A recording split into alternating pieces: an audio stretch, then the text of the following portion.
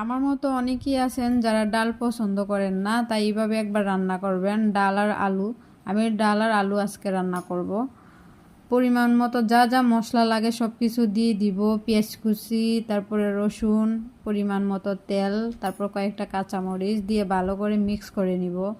ভালোভাবে মিক্স করলে তরকারি বলেন যে কোনো কিছু বলেন স্বাদ ভালো লাগে। পরিমাণ মতো একটু পানি দিয়ে বসাই দিব। সাথে আছে ডিম, ডিম ভাজা আমি ডালে দিয়ে দিব। তো বসানোর পরে 10-15 মিনিট পরে এইরকম হয়েছে ডালটা। প্রায় 20 মিনিটের মতন লাগে রান্না করতে। তা রান্না আমার হয়ে গেছে, তাই বেশি একটা ভিডিও করতে পারি নাই, যতটুকু পারছি। ডাল হয়ে গেছে, কয়েকটা ধনিয়া পাতা দিয়ে দিব উপরে। এদিকে আমি ডিমটাও ভাজে নিতেছি, ডিম ভাজা উপরে দিয়ে দিব।